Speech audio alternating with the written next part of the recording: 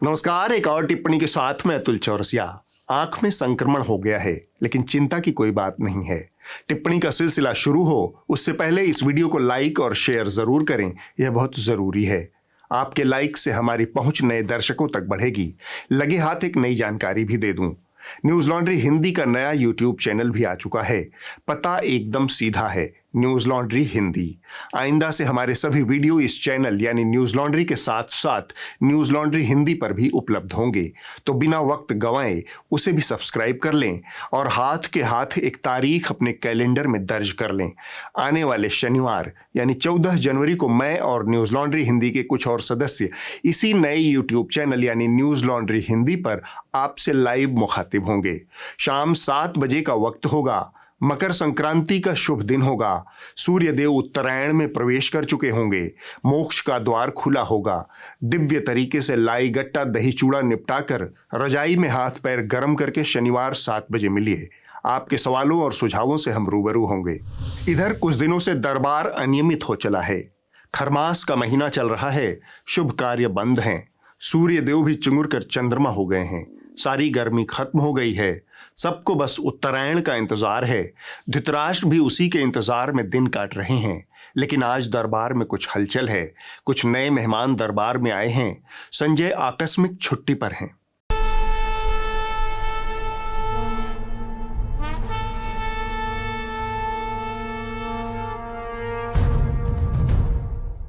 आज धृतराष्ट्र के 2 पुराने दोस्त गालिब और बंशीधर हस्तिनापुर दरबार में मौजूद थे। पुराने दोस्तों की संगत से आह्लादित धृतराष्ट्र लगभग चुनहराते हुए बोले, और मित्रों, बड़े दिन बाद दरबार में आए, सब कुशल मंगल? बंशीधर तुरंत बोल पड़े, कहाँ कुशल और कहाँ मंगल। दरअसल बंशीधर इन दिनों आगरा शिफ्ट हो गए थे। बड़े दिनों बाद गालिब से मिलने हस्तिनापुर आए थे। लगे हाथ धृतराष्ट्र से भी मिल लिया। इस बीच हस्तिनापुर में गालिब की शोहरत तो खूब बढ़ी, मगर उसका ज्यादातर वक्त मैखानों में बीत रहा था। यही चिंता बंशीधर को खाए जा रही थी। लेकिन गालिब इन तमाम चिंताओं से बेफिक्र मैं और धुएं के कश में कुछ पढ़ पढ़ कर जोर से ठहाके लगाए जा रहे थे। उन्होंने बंशीधर की चिंता को खारिज करते हुए धृतराष्ट्र से कहा, यह बंसी तो यूं ही परेशान रहता है महाराज। यह सुनकर धृतराष्ट्र को तसल्ली हुई। उन्होंने पूछा, ऐसा क्या है जिसे पढ़कर अकेले ही ठहाके लगा रहे हो? गालिब के मुंह से निकला डंकापति और वो फिर से ठठाकर हंस पड़े। बंशी को लगा कि गालिब महाराज की शान में गुस्ताखी कर रहा है, सो उन्होंने गालिब को आंखें तरेरी। तब गालिब ने पर्चा बंशीधर को पकड़ा दिया। वो जानते थे कि धृतराष्ट्र तो इसे पढ़ नहीं सकते, एक पढ़वैया उन्हें चाहिए। यह काम बंशीधर के कंधे पर आन पड़ा। गालिब ने कहा, ये देखो बंशी, तुम ही महाराज को पढ़कर सुना दो। यह खबर है, क्या इसे खबर कहा जा सकता है? बंशी ने कहा, यह दस्तावेज लिखने वाला तो पत्रकार मालूम पड़ता है, होना तो खबर ही चाहिए। गालिब मुस्कुराकर बोले, नहीं मेरे यार, यह खबर नहीं, खबर की सूरत में बड़ी खूबसूरती से कोई इश्तिहार दिखा रहा है। और इश्तिहार भी किसका? वज़ीर आज़म डंकापति का। बड़ी देर से गालिब और बंसी की बतकही सुन रहे धृतराष्ट्र का धैर्य जवाब दे गया। उन्होंने टोक दिया, तुम दोनों आपस में ही बकचोदी करोगे या मुझे भी कुछ बताओगे? सकपकाते हुए बंसी ने एक वृत्त चित्र चला दिया। प्रधानमंत्री नरेंद्र मोदी ने एक और क्रांतिकारी काम किया। एक आदमी जिसने कहा कि करना है या हो जाएगा, काला धन भी खत्म होगा आसानी से, और वो हुआ। मोदी ने सेना के लिए कमांडर वाली भूमिका ही अख्तियार कर रखी। अब तक बंसी को लग रहा था कि गालिब नहीं, शायद इसकी शराब बोल रही है, लेकिन अब बंसी को बात समझ आने लगी थी। उन्होंने कहा, डंकापति अवतारी पुरुष तो हैं महाराज। उनके अनेक रूपों में से 6 रूपों की चर्चा इंडिया न्यूज वाले राणा जी ने की है। मोदी एक महानायक, भारत पुत्र, बाजीगर, कमांडर, विकास पुरुष, धर्म रक्षक, ग्लोबल लीडर। अब मोर्चा गालिब ने संभाला और बंशीधर से मुखातिब होकर कहा, मुझको राणा जी माफ करना, बस मैं इतना ही जानना चाहता हूं कि यह इश्तिहार डंकापति ने खुद निकलवाया है या वफादारी साबित करने की चाह में यह नजराना राणा जी ने खुद पेश किया। दोनों की बातचीत में धृतराष्ट्र को मजा आ रहा था। बंशी को इस मामले की थोड़ी बहुत जानकारी थी।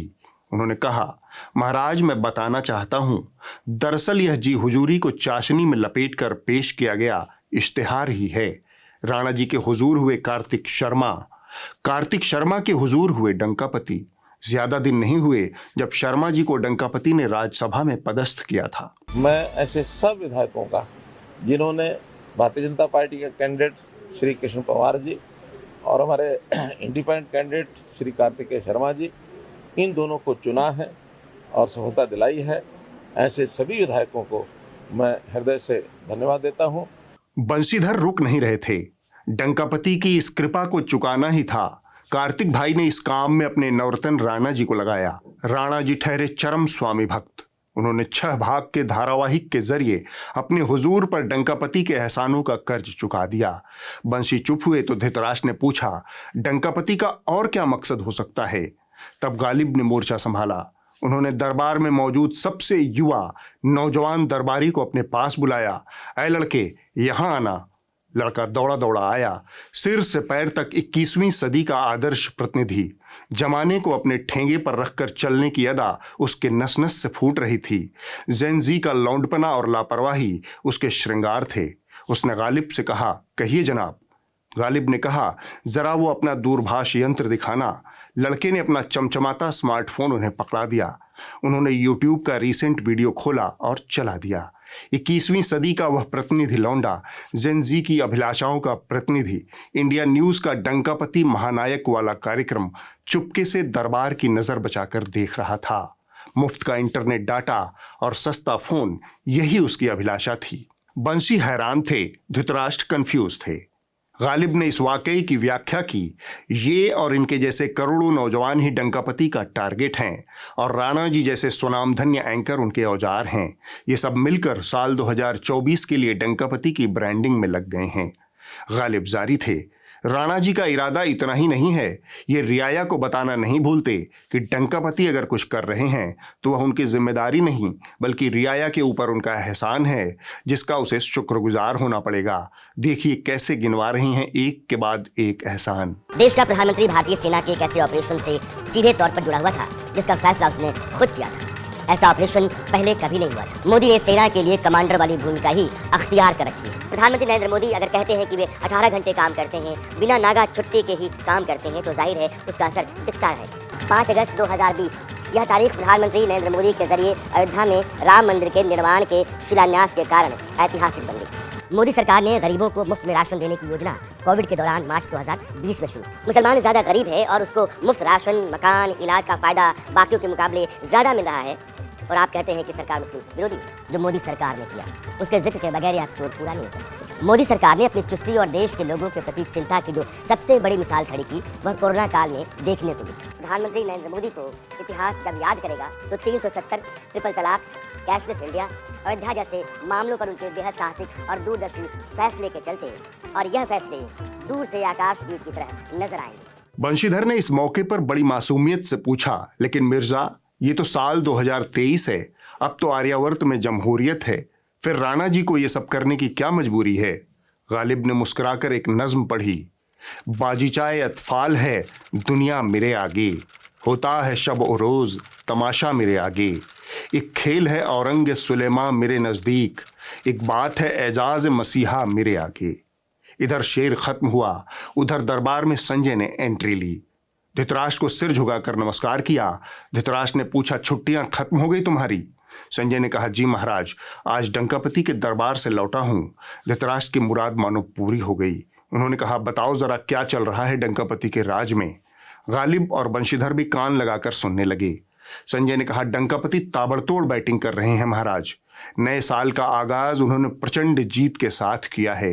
पहले नोटबंदी के लिए सर्वोच्च न्यायालय ने डंकापति की पीठ थपथपाई। 5 जजों की बेंच ने 4-1 के बहुमत से कहा है कि नोटबंदी का फैसला सही था और इसके बाद हेट स्पीच की किसी भी जिम्मेदारी से डंकापति को बरी कर दिया। भाई मंत्री कुछ भी अंड बंड संड अगर बोल रहे हैं तो हम कुछ नहीं कर सकते, क्योंकि उनके पास है बोलने की आजादी। ये कहना है सुप्रीम कोर्ट का। संजय की बातों से धृतराष्ट्र को तसल्ली हुई। वो गद्दी से उठ गए। आज शाम महल में पार्टी का इंतजाम था। गालिब और बंशी के कंधे पर हाथ रखकर धृतराष्ट्र अंतःपुर को लौट गए।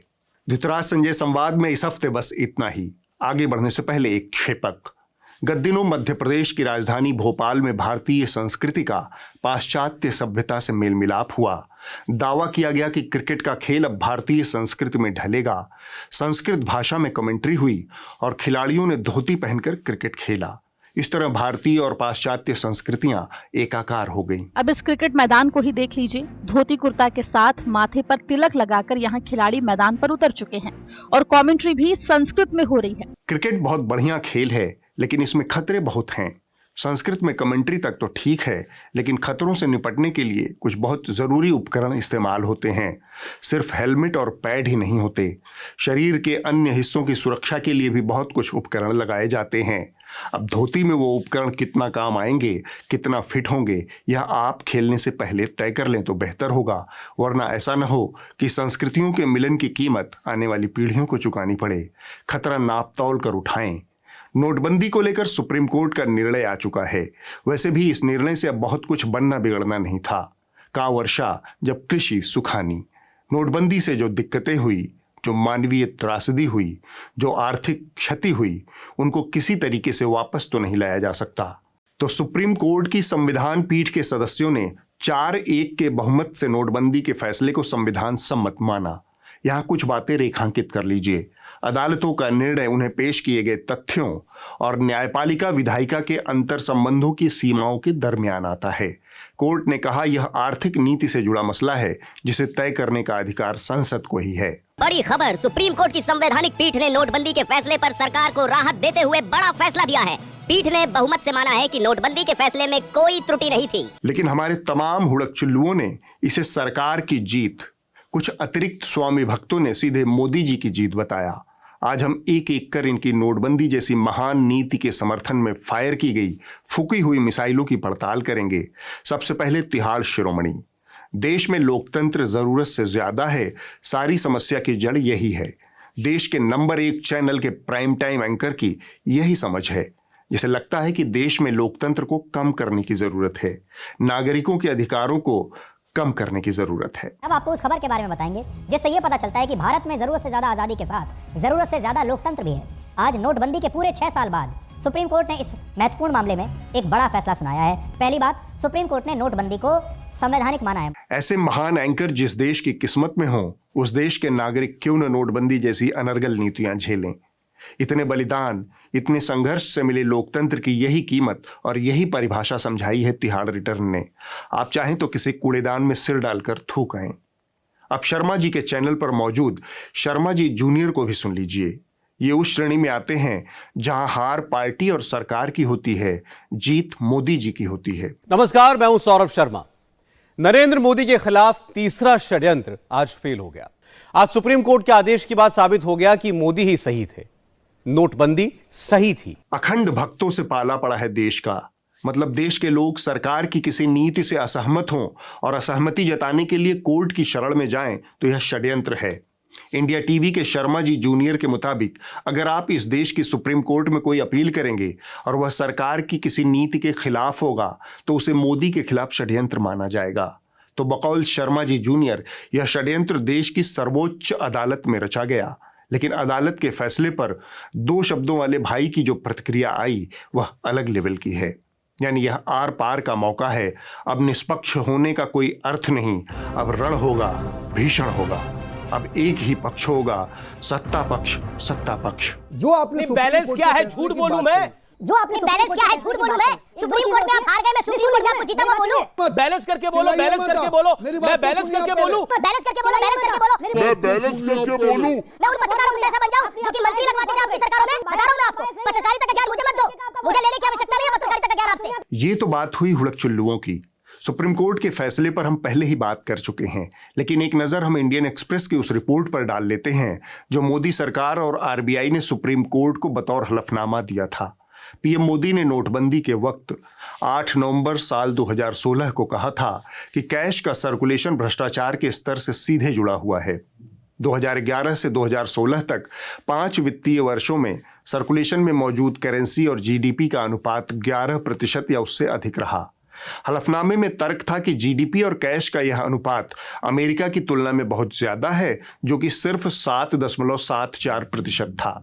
हलफनामे में इस बात को छुपाया गया कि जीडीपी और कैश का अनुपात 3 सालों के अंदर नोटबंदी के पहले के स्तर पर वापस आ गया।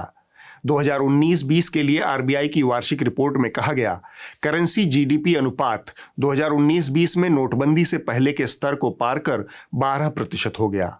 इसके अगले साल यह अनुपात बढ़कर 14% से ऊपर चला गया। अपने हलफनामे में केंद्र सरकार ने नोटबंदी का एक और तर्क दिया कि बड़े नोटों का चलन अर्थव्यवस्था में बढ़ गया है।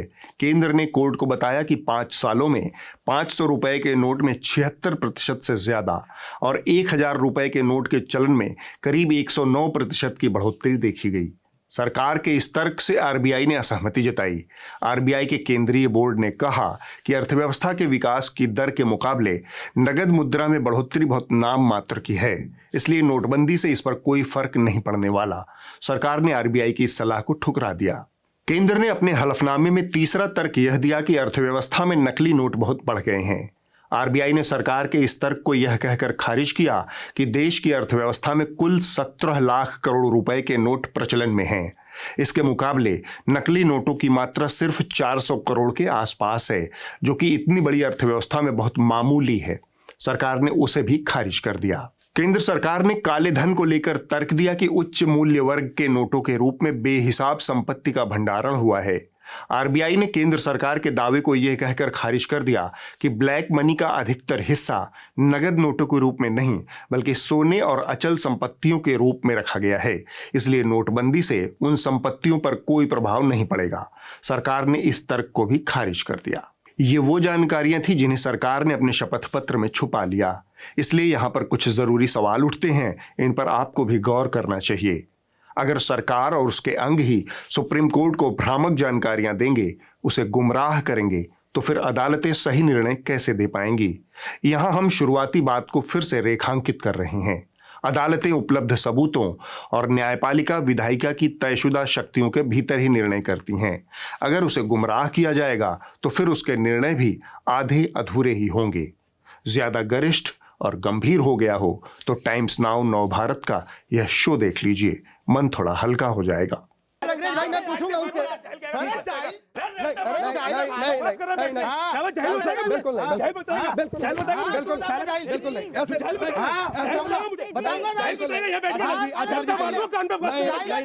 इसी ट्रैक रिकॉर्ड पर इस चैनल के एक हुड़कचुल्लू एंकर पाठशाला चलाते हैं। वैसे खुद उनको भी पाठशाला जाने की बड़ी जरूरत है। 5वीं की कक्षा उनके लिए बेहतर रहेगी। अब मैं एक दिलचस्प कहानी सुनाने जा रहा हूं। फर्ज कीजिए कि किसी की चाकू मारकर हत्या कर दी गई और पीड़ित को पूरा लेक्चर चाकू के अपराध पर दे दिया जाए, या किसी ने फांसी लगाकर आत्महत्या कर ली और सारा दोष फांसी की रस्सी और रस्सी के आविष्कार को दे दिया जाए। फर्ज कीजिए कि किसी की मौत पानी में डूबने से हो जाए और सारा दोष दुनिया के 2/3 हिस्से में मौजूद पानी के सिर पर डाल दिया जाए। न पानी रहता न कोई डूब कर मरता। भले ही पूरी इंसानी सभ्यता नदियों और पानी के स्रोतों के किनारे विकसित हुई, पर आज तो पानी ही अपराधी है। ज्यादा बुझनी नहीं बुझाऊंगा, सीधे तिहाड़ शिरोमणि का यह कुतर्क झेलिए। कार ओ बार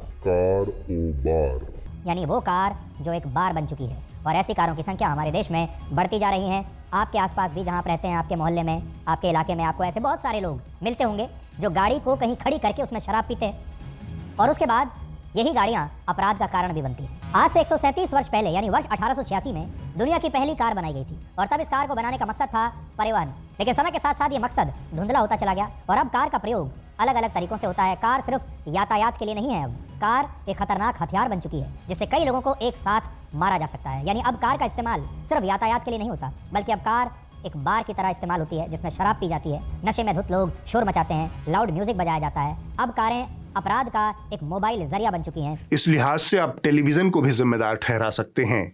अगर टेलीविजन नहीं होता तो आपको इनके जैसे विद्वानों का कुतर्क हर रात 9 बजे झेलना नहीं पड़ता। जरा सोचिए, तिहाड़ शिरोमणि के इस कुतर्क से तिहाड़ में मौजूद लोगों को कितनी खुशी मिली होगी। नमक का कर्ज चुका रहे हैं। अब वक्त है इस हफ्ते की रिपोर्ट का। जो कही जा रही थी बातें कि अंदर में भी सोशल डिस्टेंसिंग का ख्याल रखा जाएगा। ट्रेनें तो खुल दी हैं, लेकिन कैसे? यह रिपोर्ट न्यूज क्लिक से है, जिसे मुकुंद झा ने कवर किया है। दक्षिणी दिल्ली के तुगलकाबाद रेलवे स्टेशन के करीब एक बड़ी झुग्गी बस्ती है जिसे भाट कैंप कहते हैं। इस ठिठुरती सर्दी में इस कैंप में रहने वालों को बेदखल करने का आदेश आया है। यहाँ हजारों कलाकार रहते हैं, इनमें ज्यादातर राजस्थान से हैं। इनकी बस्ती का एक हिस्सा प्रशासन ने कुछ साल पहले ही तोड़ दिया था। अब बाकी बस्ती पर भी उजड़ने का खतरा मंडरा रहा है। इसके खिलाफ बस्ती के लोग जंतर मंतर पर प्रदर्शन के लिए इकट्ठा हुए। तो सर 50 साल से हम रह रहे हैं। पहले इंदिरा गांधी आवास योजना आई, उसमें हमें कुछ नहीं मिला। उसके बाद राजीव गांधी योजना आई, उसमें कुछ नहीं मिला। उसके बाद अटल जी योजना आई, उसमें कुछ नहीं मिला। अब हमारे प्रधानमंत्री जी की योजना है कि जहाँ झुग्गी वहीं मकान, उसमें भी हमें कुछ नहीं मिल रहा है। ऊपर से हमारे पे कोर्ट का केस आ गया सर। ऊपर बोलते कि कोर्ट से तुम यहाँ से साकिब से हार गए, अब हाई कोर्ट लड़ो। हम गरीब आदमी कहाँ से किसको वकील करे? छोटे मोटे स्कूलों में अपने आर्ट बताते, कला बताते सर, उससे हमारा खर्चा निकल जाता है सर, बाल बच्चों का गुजारा हो जाता है सर। कहा जा रहा है कि ये जमीन जो है किसी प्राइवेट ऑनर की है, परंतु 40 साल से जिस जमीन पे ये काबिज है, आज उनको वहाँ से निकाला जा रहा है। प्राइवेट ओनर सुप्रीम कोर्ट में जाता है, पर मजदूरों के पास पैसा न होने की वजह से वकील खड़ा न कर पाते हैं, और केस हारने की वजह से इनका पूरा का पूरा एक कबीला जो जिसको बोलते हैं वो टूट जाता है, और आज वो फुटपाथ पर पड़ा हुआ है। अगले हफ्ते होगी एक और टिप्पणी। नमस्कार।